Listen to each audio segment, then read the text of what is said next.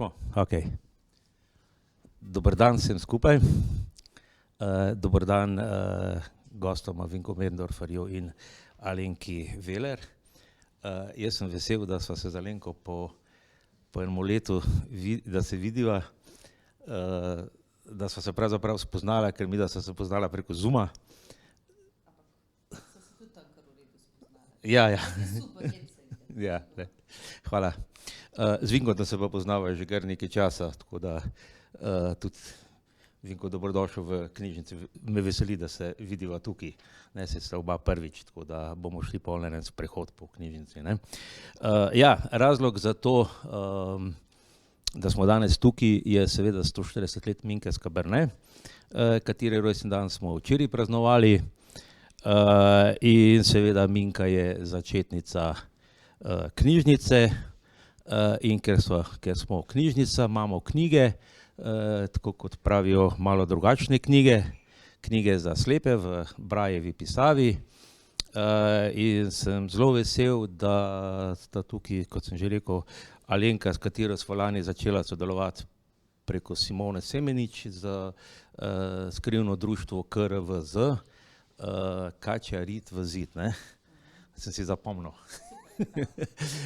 No, letos imamo pa knjigo, ki jo je Alenka predlagala, je pa Vinka Möderndorferja Sončnice, ne.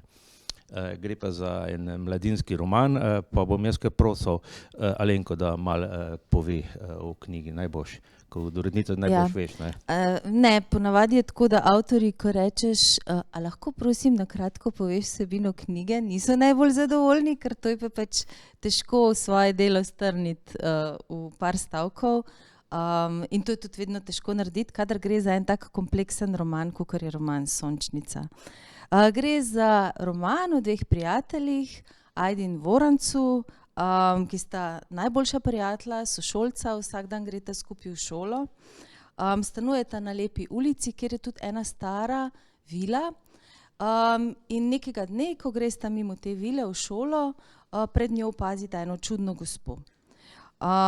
Čudno se vede, čudno se giba, čuden klobuk ima, v katerega so zataknjene sončnice. No, in zdi se, da ve o njiju dveh ene stvari, ki jih niti ona dva sama ne vesta. To se pokaže malo kasneje. Zdaj, po eni strani jo ta ženska zanima, po drugi strani jo je pa tudi malo strah.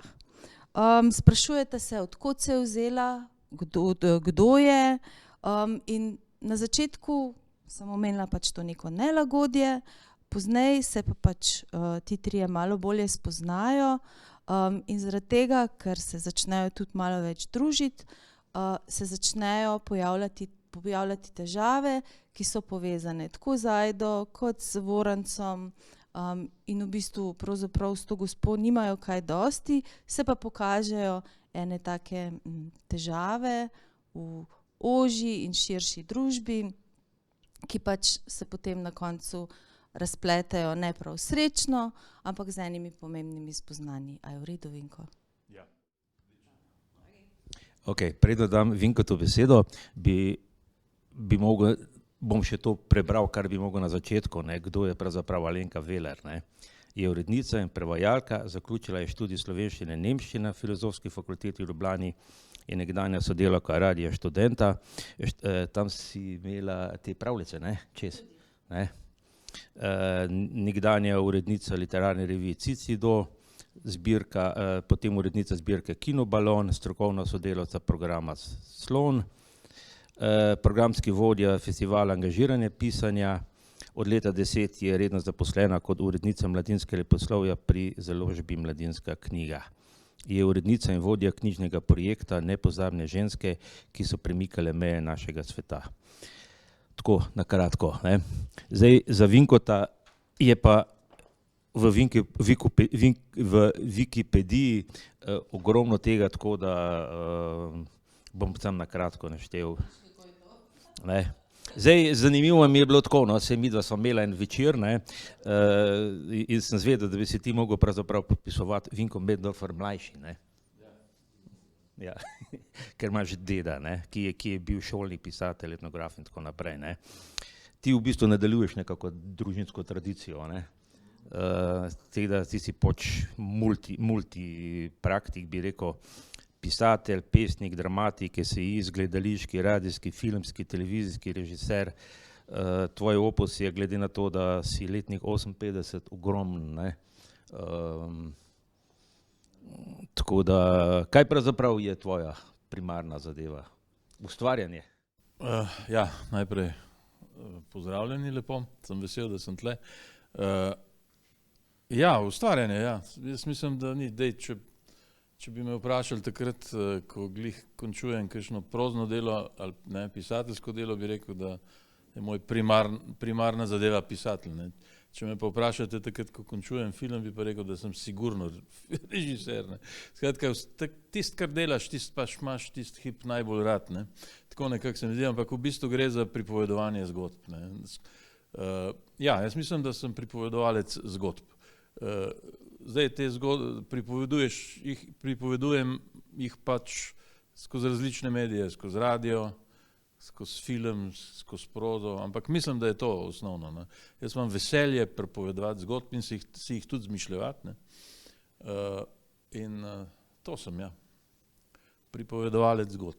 Vita Mavrič, sestra, ne, pravi, ko not pade, dela po cele dneve in noči in ga, ne vem, po par mesecev ga ne vidi, potem pa pride ves izčrpan tja do nje, je praktično brez energije. Na dan v bistvu pravzaprav pišeš, po 4-5 ur pišeš na dan, ne? Ja, ne. Zdaj zadnje 2 leti, ker je ta korona, moram reči, da bolj 10-12 ur v zrak gledam, ne. Ker nimam kakšne hude volje, ampak ja, kadar se loti človek sploh pri prozi, pol je to tako, ja, 5 ur, 6 ur na dan. Če pa delaš film ali pa v gledališču, imaš pa tako cel dan, zjutraj vaje, zvečer vaje, pri filmu je to, se vleče to delo vsakodnevno, tudi po 1 leto, ne. Zdaj glih v petek imam premiero v Cankarju novega filma, to je trajalo 5 let, ne. Tako nekako različno, no, ampak zdaj v tem zadnjem času moram reči, da sem malo depresiven, no, zaradi vse te koronske situacije in sploh. Nimam problema, kaj pisati, imam problem, zakaj pisati. Tako se mi nekako zdi, ne. Ampak seveda potem pa vedno srečam kakšnega, predvsem mladega bralca, ne, ker te knjige za mladino imajo absolutno več bralcev, več zelo hvaležnih bralcev, in mi pripoveduje, glih zadnjič sem šel na obisk, so me prosili k eni punčki, ki ima neke težave, in je s takim navdušenjem pripovedovala o Sončnici pa o teh mojih knjigah, da sem v hipu vedel, zakaj pisati, ne. Ampak tako, no, kako zdaj sem malo opisal to svoje razpoloženje. Sva pa z Alenko izdala, skupaj sva 4 knjige, ne. Tako da dobro sodelujeva že vrsto let, ne, tako da je. Ja, a kaj v Sončnici povedal? Ja, sej to je bilo verjetno pol tudi razlog, da dobro sodelujete, da je Alenka predlagala v začetku leta tvojo knjigo, po mojem, ne, Alenka? Predvsem je Vinko zelo dragocen pisatelj za mladino, zato, ker zelo dobro zazna težave, ki se pojavljajo ta trenutek v družbi in zna to zelo dobro ubesediti, to, kar pač nekako vsi, o čemer se mogoče sprašujemo, o čemer razmišljamo, iščemo sami pri sebi pot, tako kot je Vinko zdaj omenil. Meni je zelo žal, Vinko, da je zdaj tebi hudo, tako da se ti kar čim več druži s svojimi bralci.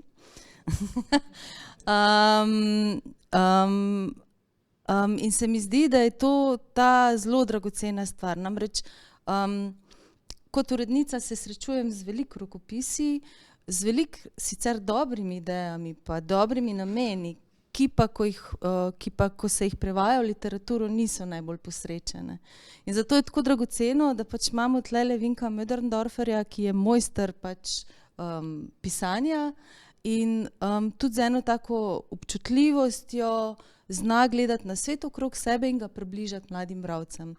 In pravzaprav so njegove knjige med mulci zelo priljubljene, vse so bile večkrat ponatisnjene, tudi Sončnica je samo vprašanje časa, kdaj jo bomo ponatisnili, izidejo v žepkah, izbrane so za nacionalni projekt Rastem s knjigo, kar pomeni, da dosežejo naenkrat 23.000 otrok, a ne, v določeni generaciji. In se tudi potem še naprej dobro berejo in prodajajo, zaradi tega, ker pač tudi starši te knjige v roke vzamejo in tudi starši se najdejo v njih. In pač to je to. Imamo srečo, da imamo Vinka in Vinko, piši še naprej. Ja, jaz moram reči, Vinko, takoj ti bom dal besedo, jaz moram reči, da sem jo z veseljem prebral in res je res tista zadeva, knjiga, za katero lahko rečeš, da ni mladinska, ampak da je za vse. Ne? In to mislim, da je to bistvo literature. Ne? Mogoče še sem toliko dvignem tačko, ja. Dobra literatura, taka, ki pač lahko izhaja, rečemo, da je knjiga za otroke, za mladino, tako ali tako nagovarja vsakega človeka in kadarkoli. In pač, ja, to je tudi ena taka velika vrednost Vinkovega pisanja. Izvoli, Vinko. Ja, sej v tem smislu bi povedal, da jaz nikoli nisem delal, pa tudi zdaj ne delam razlike med tako imenovano literaturo za odrasle in za otroke in za najstnike. Mislim, da mora biti knjiga kakršnakoli napisana, tako da jo lahko berejo vsi. Seveda jasno, 8-10-12-letniki ne bojo segali po Dostojevskem, ker kakšnih zadev enostavno ne, da ne razumejo, ampak nimajo še življenjskih izkušenj, ampak vseeno mislim, da tu ni kakšnih razlik, tako kot mislim, da ni nobene razlike med žensko in moško literaturo, obstaja samo literatura, ne. Tako tudi mislim pri mladinski literaturi, da mora biti knjiga. Razlika, jaz vidim razliko samo v tem, da pač v knjigi, po kateri segajo bolj najstniki, so glavne osebe pač mladi ljudje, ne. To je vsa razlika in da je njihov svet pač malo drugačen, imajo manj izkušenj, tudi manj znanja in tako naprej, ne. In to je to, ne, tako da uživam, ne, sem užival oziroma sem z isto resnostjo pisal knjige, kaj sem za odrasle, recimo Druga preteklost, ko je taka malo bolj epska knjiga, ali pa Sončnico, tu ni nobenega. Mogoče je celo pri večji napor pravzaprav, ne, pa ne bom rekel napor, ne, ni prava beseda. Večja odgovornost, no, se mi zdi, da je na avtorju, če pravzaprav ima v svoji zgodbi glavnega junaka, ki je star 10-12, ki je najstnik, ki je človek, ki še odkriva svet, se mi zdi na nek način večja odgovornost. Ampak pa se te odgovornosti med pisanjem znebim in se popolnoma potopim v zgodbo in to je to. Pišem, a lahko nadaljujem, ja. Pišem pravzaprav zgodbe vedno z nekim namenom, no. Ne namen, spet ni prava beseda, vedno nekaj drugega se mi zdi pomembno, no, tako nekaj, kar je nad zgodbo in to je bilo pri tej Sončnici, če lahko razložim malo bolj jasno. Zdelo se mi je, že 10 let nazaj, ali pa mogoče celo več, da v današnjem svetu primanjkuje človeške empatije, ne, te občutljivosti za drugega, za bolečino drugega, občutljivosti za drugega, ne? Da živimo svoje življenje ne sami zase, tako kot ta grozen kapitalizem zahteva, ne? Od nas nek blazen egoizem, pa uspešnost, pa ne, skratka, da živimo svoje življenje in da z drugimi, ne? Da se zavedamo drugih, to se mi zdi pomembno. Jaz mislim, da je glavni problem našega življenja ali pa naše civilizacije zdaj ravno v tem, da nimamo empatije, da nas je ta ekonomski svet, ki res želi od nas neprestano uspešnost, ki želi od nas nek egoizem, da živimo samo zase pa za svoje najbližje. Vem, da me je zelo presenetil pred leti ali pa pred mnogimi leti, ko sem nenadoma ugotovil, so mi povedali pravzaprav ljudje, pa tudi moja hči, ko je takrat še v šolo hodila, kako si ne pomagajo, kako ne prišepetujejo, kadar je kdo vprašan, kako si skrivajo svoje zvezke in tako naprej. To je nepojmljivo bilo v moji generaciji, ne. Ne. Zdaj biti uspešen, ampak jaz. Ne. Tako se mi zdi, ampak to je, ni samo problem naše družbe slovenske, ampak globalen problem. No in se mi je zdelo, da moram najti neko zgodbo, ki bo spregovorila o tem problemu. Ne. Da, mislim, da iz tega problema, da nimamo empatije, da smo zelo egoistični, izhajajo tudi vsi ostali problemi. Ne. Nenadoma v tem sistemu hudega kapitalističnega egoizma laž ni več laž. Skratka, ne, to vidimo pri naših voditeljih, ne, kako nonšalantno lažejo, kako nonšalantno manipulirajo z nami. Jaz mislim, da je vse to razlog za to prav ta odsotnost empatije. Ne. Če imaš ti občutek za drugega, potem seveda tudi drugače vladaš. Ne. Če pa imaš občutek sam zase in za svojo stranko in za svoje najožje, potem pa seveda jasen. Padajo vsi te etični, moralna načela. Ne. Tako nekako in v tem sem dolg časa razmišljal. Seveda, začne se pa seveda pri vzgoji, otroci niso nič krivi, če so taki, to pomeni, da imajo takšno vzgojo, da imajo takšne vzglede in na ta način se izobražujejo in delajo ljudje. Gledajo svoje starše in posnemajo te vzorce v komuniciranju, kako se starša medsebojno razumeta in to zelo na njih vpliva, na ta način se gradijo.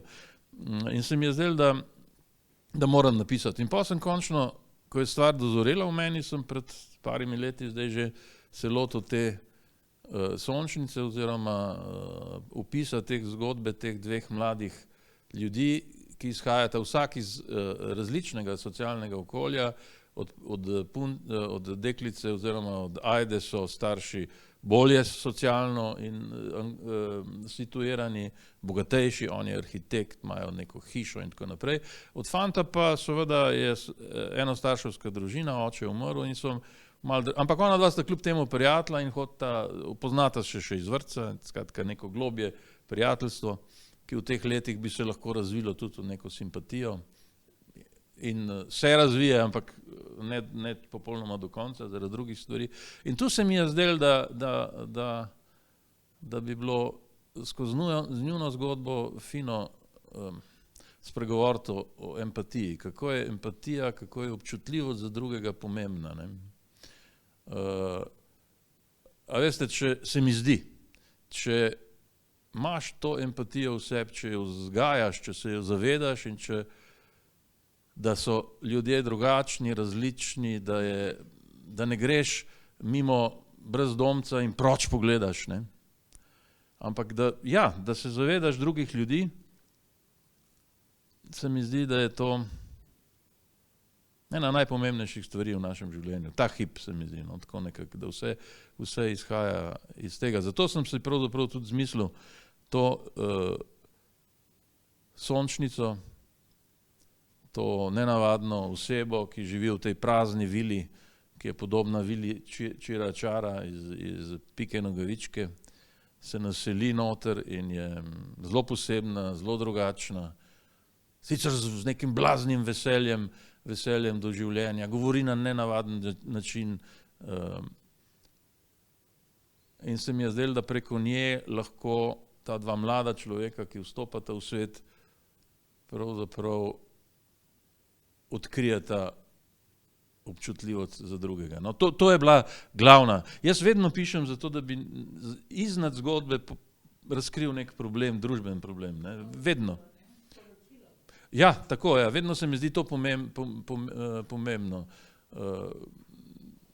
Zgodbe, ki nimajo tega, se mi zdijo, da so lahko kratkočasne, ampak meni se zdi to premalo, no, tako nekako, no.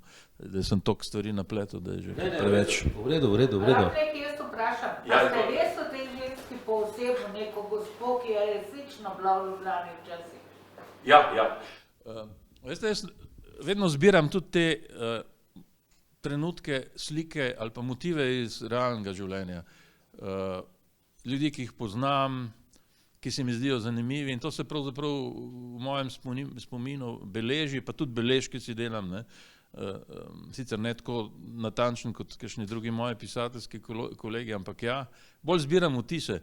In potem te vtise na nek način združim in nastane neka nova oseba, ne? Ampak detajli so pa absolutno iz življenja, ja? Tako da ja, sem poznal vse te, tudi imam model za ta dva mlada človeka, ampak seveda ne morem pa reči, da sem jih prepisal iz življenja, nisem, ne? Sem jih sestavil bolj. In tako je tudi seveda ta gospa sestavljena iz drobcev slik ljudi, ki sem jih poznal, ki jih še danes srečujem mogoče, ne? Nenavadnih, posebnih. A veste, če ima, se mi zdi, no? Če ima človek ta občutek za drugega, se pravi, če ima empatijo. Empatija je lahko dana tudi sama po sebi, je lahko stvar značaja. Ti si lahko značajsko tak človek, da si občutljiv za druge. Ampak sen se mi zdi, da je to pomembno, v kakšni družbi živi mlad človek, če se lahko, mislim, da je tudi stvar vzgoje, no, pravzaprav. No, in mislim, da če imaš v sebi ta občutek za drugega, potem seveda begunci, ne, ki so danes aktualna tema, ne, niso problem, ne.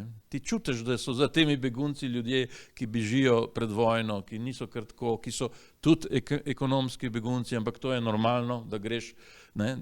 Človek je preživel vso to evolucijo zato, ker če mu je bilo slabo na nekem kraju, da je šel drugam. Ne. Človeštvo je preživelo zato, ker je človek večen begunc, ne. Greš drugam. Ko je vulkan izbruhnil, pa so šli drugam.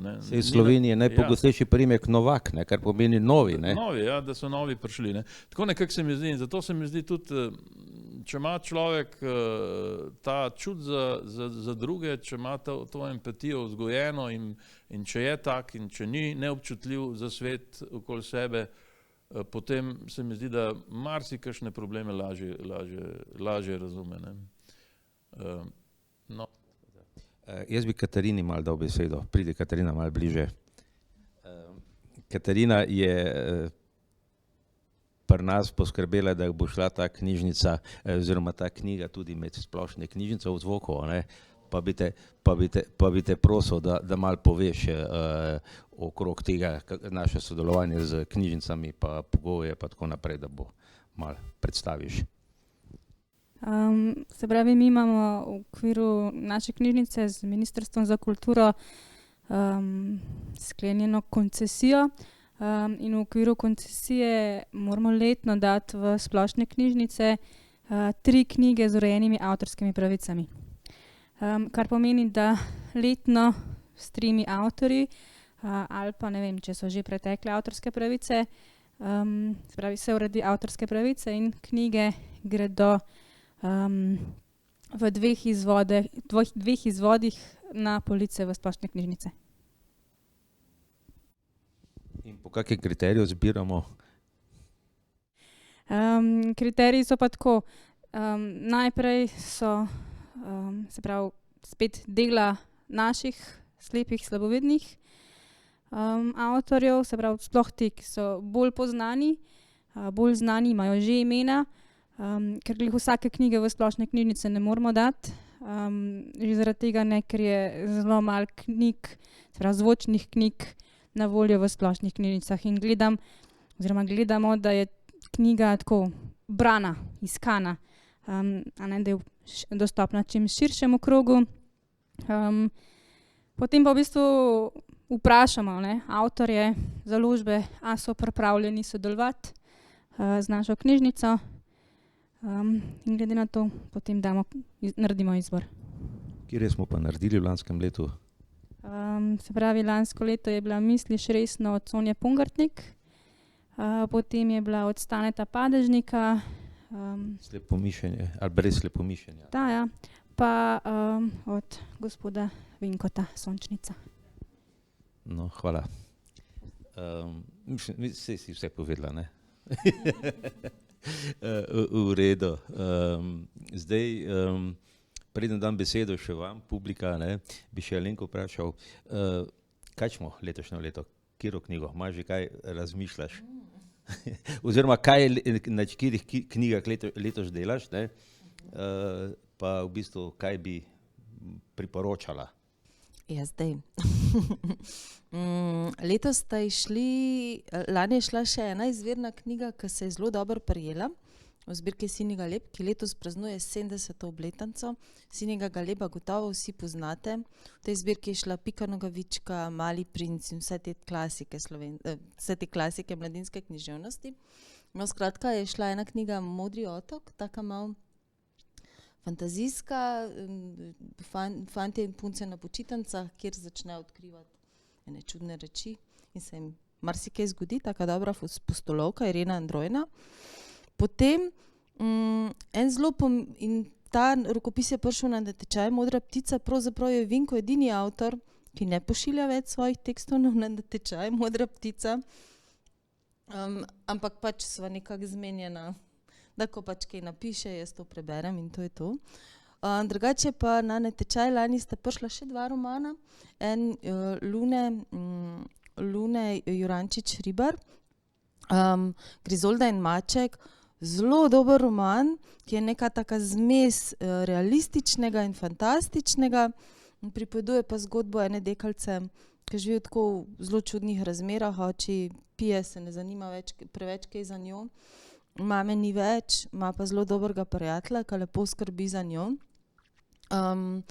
In nekako ves čas poskuša iz teh težkih razmer, v katerih ohranja eno veselje, eno radovednost, ustvarjalnost, poskuša nekako skozi to fantazijsko, beg v fantazijski svet preživeti. Tako zelo zanimivo, z lepim jezikom napisan jezik, roman, in to se mi zdi tako, te dve knjigi se mi zdi, ena bolj lahkotna ali pa tale, ki je malo bolj zahtevna, ampak tako odpira ene kotičke v srcu, tako, ki so na podoben način kot Vinko, ampak je pa slogovno tako zelo zanimiva. Tako da le bova videla. No, potem bo pa še išel en tak, to pa res radi berejo najstniki, predvsem punce, in zdaj smo dobili končno en slovenski tak roman, ene naše kolegice, knjigarke, tudi ga je prijavila na natečaj Modra ptica, na katerem izberemo rokopise, ki še niso bili objavljeni. Avtorji nam jih pošljejo, potem vsako četrto leto izberemo zmagovalca za mladinski roman in tako je dobila Simona nagrado. Tudi Vinko je v resnici tako začel pisati romane za mladino. Kot v filmu je njegov prvi roman, ki ga je poslal na ta natečaj, in potem smo začeli pa pač bolj resno sodelovati. Skratka, ta bo pa en tak ljubič, ki se dogaja v nadnaravnem svetu, tako tak tipičen najstniški roman, nič posebnega slogovno, niti literarno, ampak tako fino, kratkočasno branje, ki pa je tokrat plod dela slovenske avtorice, ki vse skupaj postavlja pa tam v Posočje, ob Sočo, kjer je res tako lepo. Tako da ne vem, to bo treba še malo se pogovarjati, kaj bi vi želeli, pa kaj bi bralci želeli, verjetno, no, si mislim. V redu, bomo pogledali, a ne Dušan pa Katarina. Tako. Po moje z nobenim ne bo problem. No, tako da v redu. Vinko, kaj zdaj na koncu? Zdaj ti je šel film v petek, a ne, oziroma si ga 5 let delal. Jaz sem bil kar presenečen, ko sem videl Petra Mosevskega v živega. Pa v nedeljo sem poslušal o Gosarju, a ne, radijsko igro. Kaj pa zdaj trenutno? Poleg depresije, kaj pestuješ? Ja, nič ne pišem, ampak bom. Pripravljam eno knjigo o svojih gledaliških predstavah, ne, tako nekako, pišem neke take kratke spominske zgodbice ob fotografijah, tako da bo ena taka monografija išla, pač gre za 100 premier, ki sem jih v 40 letih naredil.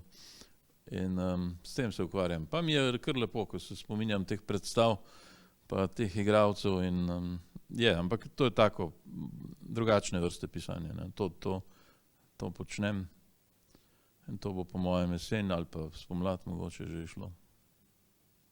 V redu. Hvala, jaz sem se izčrpal. Ma kdo... še mogoče bi še res, hvala Slavica, bi mogoče Sebastiana prosil, da bi mogoče malo pokazal, kako to gre v brajci branje, da posnamemo, ker dej razkomoti se, sleči se, mi bomo pol tudi že zmontirali, medtem bo tudi Slavica poiskala, kako to Tajda bere. Ja. Katarina bo en odlomek izbrala iz knjige ven. Izvoli, lej, kam je zdaj šel, ker stopi tukaj. Ja, bom dal Sebastianu prednost, ker sedi se da na stol.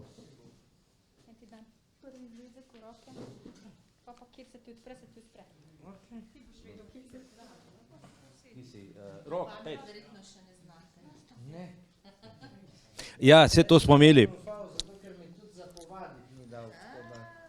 Vse to smo imeli zadnjič, je Rok Janežič razlagal, da ko so prišli v šolo na obisk videči, bi rekel, učenci, in so brali brajico pri tej Klunovi, vi jo poznate. In je en rekel, to pa ne velja, on si je to na pamet naučil. Rok je zelo dober bralec, on je zdaj tudi lektor in pač ima svojo, to pač, kar ne rečem, firmo za lektoriranje, te stvari. In potem je ona Klunova rekla, ni problem, lej, tamle imaš Brajeve knjige, potegni eno ven, pa naj ti prebere, da bomo videli, koliko se je on to naučil na pamet. No in potem so bili vsi presenečeni, kako slepi in slabovidni lahko to dobro berejo. Zdaj, bomo rekel, problem pri branju je, me boš Sebastian popravil, je pri tem, da mi videči pogledamo včasih kar celo stran naenkrat prebereš, ali pa saj greš tako na hiter, medtem ko Sebastian bere črko pa po črko, gre s prstom in teh 6 pik v bistvu pretvarja v besede, stavke, zloge in tako naprej. Sem prav izjemno različne stvari, od berila v cerkvi do veznega teksta za določene prireditve, in potem pa tudi odlomke ali pa poezijo ali pa skratka, in zelo pomembno je, da če se slep loti javnega nastopa, jaz sem delal tudi na radiju 8 let kot voditelj programa, vse iz glave sicer, ampak določene stvari so se pač mogle in sem si jih potem prepisal in seveda po noči treniral, da sem jih lahko zjutraj kolikor toliko v redu prebral. Je pa zanimivo, da sem pa zadnjič imel 2 prevoda enih izjav za zvočni časopis in sem poskušal to prebrati, ampak enostavno ne gre tako hitro, da bi lahko umestil, se pravi nadnaslovil, bom rekel, določeno izjavo, ki jo nekdo pove pred mikrofonom, da bi jo jaz tako hitro prebral, da bi lahko bila korektno zmontirana. In tako da so pri brajici določene omejitve,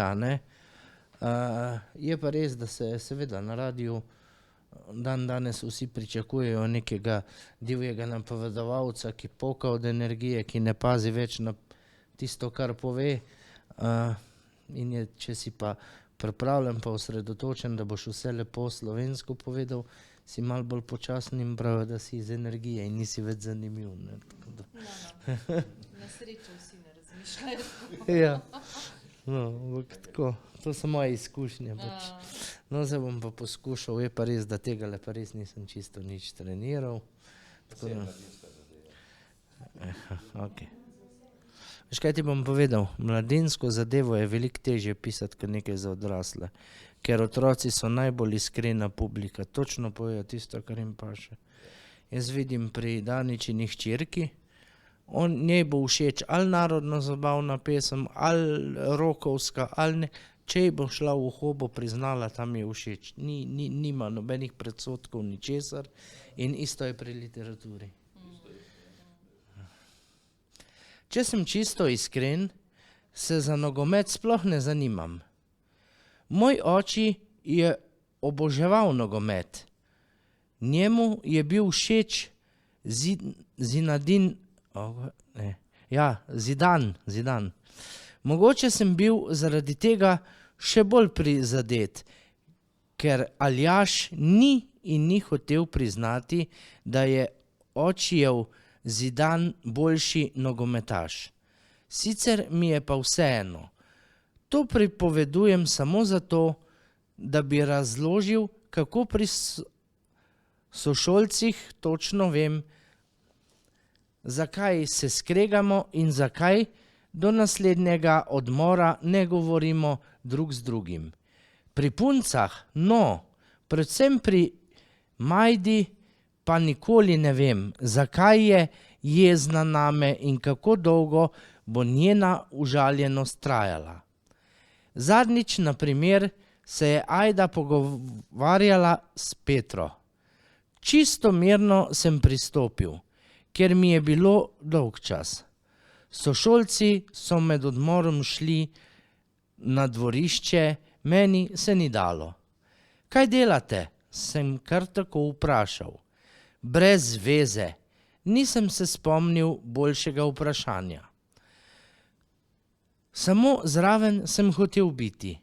In se je Petra, ki je Majdi ravno nekaj razlagala, obrnila k meni in rekla: A ne vidiš, da skačeva v bazen direkt na glavo?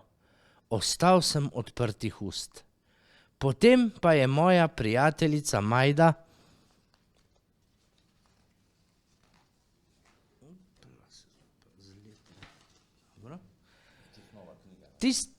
ne Majda, Ajda, koliko je pa?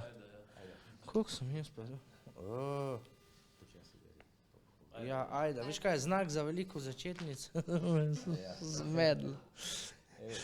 Tista Ajda, s katero stanujeva celo v sosednjih hišah in se vsak dan druživa, rekla: Ta skakalnica je previsoka za fante. In sta se zahihitali tako piskajoče, kot zapiska mamin ekonom lonec, ki se ga vedno prestrašim, saj se mi zdi, da bo vsak hip eksplodiral. V redu, hvala. To je malo...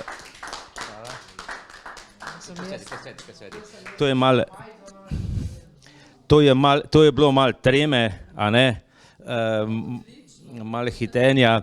Slavica, a prideš ti bliže, da boš predvajala še to? Ja bom to umaknil. Izvoli. Evo, no.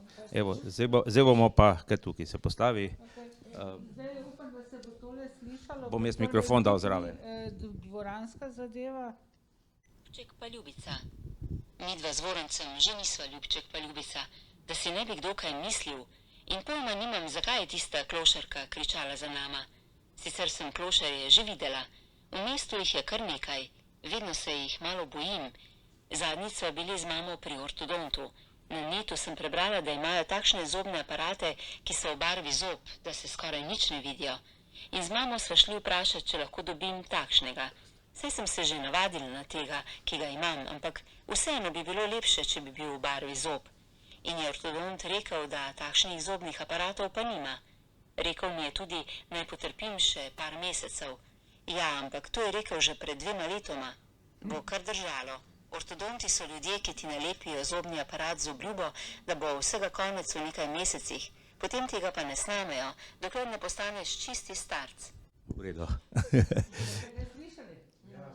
No, to je zdaj, mi bi lahko tudi dali tudi na reader, ampak to je kot primer, kako lahko te zvočne knjige imajo... Ja, ker problem je, da brajca so te velike knjige in je težko to nositi seboj. Vse to je tudi bil namen, ko je leta 1800, ko je Minka začela, 1918, pardon, ko je Minka začela prepisovati s knjigami, je en Anglež pač ugotovil, da so to drage in velike zadeve in da je boljše, da se za slepe ustanovijo knjižnice, kjer si lahko knjige sposojajo.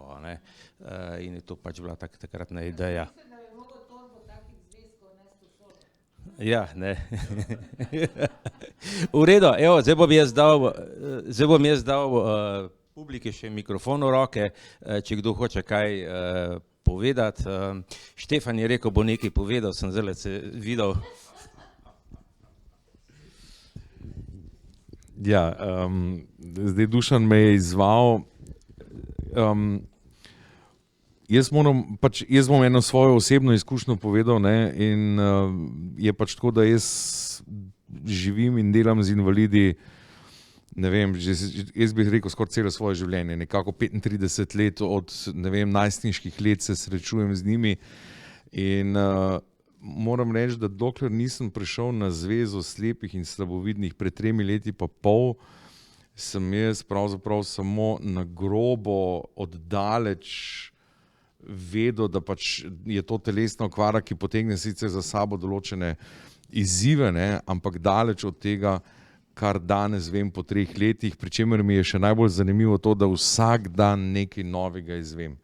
Ne, vsak dan novo dejstvo, nova informacija in to ne glede na to, da sem res službeno vsak dan skupaj z vami in moram reči, da velikokrat smo nekako nerazumljeni, češ damo vam možnost, damo vam prilagoditve, ne, to je dovolj in velikokrat pač sogovorniki pri nas pozabljajo, da ja, na eni strani dostop do informacij je izredno pomemben, ne, se pravi to, kar mi delamo tukaj v knjižnici, se pravi naša založniška dejavnost, prilagajanje literature, strokovne literature, knjig, informacij iz tiskane oblike v zvok, v brajcu in tako naprej. Na drugi strani pa seveda je velik izziv pri slepih in slabovidnih tudi mobilnost, premikanje. Ne, zaradi tega, ker velikokrat se mobilnost in premikanje povezuje z ljudmi, ki imajo neke gibalne ovire, se pravi ljudje, ki so na invalidskih vozičkih ali pa kako drugače. Na drugi strani pa seveda ljudje pozabljajo, da če slepi nimajo pomoči tudi na tem področju, ravno tako obstanejo, bi človek rekel, ne morejo nikamor drugam. Tako da ja, Zveza s pomočjo svojih ustanoviteljic, to je lokalnih društev, ki jih je 9, izvaja različne storitve in ta založniška dejavnost, v okviru katere izvajamo tudi koncesijsko dejavnost z Ministrstvom za kulturo, je ena od dejavnosti. Tako da ja, neko pot smo prehodili, je dediščina, ki jo nosimo, na katero moramo biti ponosni, jo moramo ohranjati. Ne, tako da 140 let rojstva Minke Skabrne je zagotovo en mejnik ali pa ne vem, neka popotnica, ki nas zavezuje za naprej. Ne. In ne glede na to, kako tehnika napreduje, je vedno tako, da tehnologija na eni strani odpre določene možnosti, na drugi strani pa tudi zapira. A veste, ne, recimo, če je bil internet pred 15 ali pa 20 leti za svojo preprosto obliko programiranja relativno enostavno dostopen, recimo, ne, temu danes ni več tako, ker se je internet spremenil v video, v flash, v neke gibljive slike, ki velikokrat niso opisane, ne, in s tem postaja internet seveda na eni strani kot orodje dostopa do informacij nedostopen danes, ne, s tem razvojem. Tako da ja, na eni strani torej prilagajanje našim potrebam, na drugi strani pa imamo tudi mi obvezo, slepi in slabovidni, da se prilagodimo življenju. Se pravi, ne smemo obstati, kjer smo, moramo biti odprte glave, se učiti, sprejemati nove, zmagati, obvladati. Ne? Tako da je ta proces vedno obojestranski. Malo sem bil daljši, malo širši, ampak takšno je življenje pri nas v naši skupnosti in ga radi živimo. Hvala. Štefan, a še kdo? A boš ti, Sebastian, skoraj kaj povedati? A? Jaz bi pač ja, to moram, ok. Jaz bi pač samo to povedal, da je Štefan zaobjel dobro vse. Res so knjige tiste, ki nam skozi zvok ali pa skozi brajevo pisavo slepim marsikaj odtehtajo, predvsem zato, ker je pri nas ena druga velika pomanjkljivost, ki jo jaz vidim, namreč to, da nam skoraj noben časopis pa nobena revija ni dostopna v taki obliki, da bi jo jaz lahko, tako ko se vi usedete, pa vzamete zjutraj pri kavi časopis v roke, da bi jaz ob kavi lahko prelistal en časopis na računalniku. Do zdaj mislim, da samo časopis Družina toliko dostopen, da res lahko prelistaš cel časopis in kot slep brez težav najdeš pač tisto, kar te zanima. Vsi drugi časopisi imajo pač določene članke, ki jih oni izpostavijo, ne vem, pod rubriko, kaj vam priporočamo, kaj drugi berajo itd. Ne? Ampak to je zdaleč premalo. Ne? Mi smo upravičeni do vseh informacij in bi bilo to fajn, da bi se tudi ob 140-letnici tako pomembne gospe, ki se je zavedala, koliko nam pomenijo dostopnost knjig, da bi se tudi mi počasi zavedali in res naredili čim več, da bi res bili upravičeni do neke oblike prejemanja informacij, se pravi, da jaz lahko kot vsak drug vzamem, pač seveda ne v roko revije ali pa časopisa, kot ga pač vzamete vi, ampak da se zjutraj usedem in prebrskam in dobim točno tiste članke, ki me zanimajo. Ne? In tu bo treba res nekaj narediti, ne? Čeprav je težko, ker so časopisi sprivatizirani pod medijskimi lobiji, enimi in drugimi, in je težko nagovoriti tiste urednike, da je pač, ker meni ni problem plačati članarine za neko revijo, tudi če sem slep. Jaz ne želim, da mi dajo neko revijo zastonj. Ampak jaz jo želim, da če jo plačam, tako kot sem zdajle plačal Slovenske novice, ki jih pač pol ne morem brati, nima nobenega smisla. Hvala. Ja, izvoli. Ja, a boš ti držal, jaz držim, okej. Ja, jaz pa bom zdaj eno tako resnico povedala nas, ki smo kasneje oslepeli, da je ni knjige tiste, ki ima naslovnico, ki jo vsakokrat, ko jo vzameš v roko, vidiš gor avtorja, naslov, slikco in to se ti vtisne v spomin, to postane nepozabno. Jaz še danes vidim platnice tistih knjig v knjižnici v bistvu in že po platnici sem takoj vedela, katera knjiga je. No to pa moram reči, da pač v zvokobrajci ne moreš, ne? In to je tisto, ki mi manjka, knjiga kot knjiga mi manjka. Toliko. No, za konc bi imel še pa jaz eno vprašanje za Vinkota. Vinko, sodelovanje z Meto Pavšič. Ja, glih to sem da. No, dej, a bota še kaj sodelovala oziroma kako to poteka? Ona je moja prijateljica in se blazim. Vsak teden se tudi slišva, ampak po mailu se mi napiše in jaz si odgovorim. Krasno je bilo. Ona je perfektna, zelo talentirana igralka in krasen človek. Ja, sva dogovorjena, bom napisal eno zabavno reč, pa seveda zdaj, ko je bila korona, nisem imel moči, ampak ja, sva dogovorjena. Zelo dobro se razumeva. To predstavo je ona naredila, igrala je, na 100 sem bil, no, ko je 100-krat v njenem kraju, je bilo blazno, čist nabita polna dvorana, ona je bila perfektna. Tudi všeč mi je to, da pravzaprav jo ne zanima, da hoče biti igralka in pika, ne? Noče biti slepa igralka. Ne? In to se meni zdi seveda, jasno, absolutno. In sem bil v Kafe teatru, imela ene par predstav in sem bil na eni predstavi in ljudje dolg časa niso vedeli, ker niso bili prej obveščeni, ne? Zelo dobro je, no, nimam kaj povedati. Ena mojih najboljših prijateljic, tako fino se pogovarjava in bova še naredila marsikaj. Ok, bomo končali tukaj na tem mestu. Hvala vsem, da ste prišli. Hvala gostom Alenki in Vinku.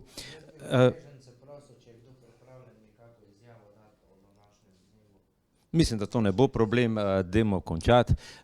Tamle smo še malo pripravili za pogostitev. Vinko, moram sem pa obljubil prej en damn good coffee, pa mu ga nismo dostavili, tako da ga zdajle dobi.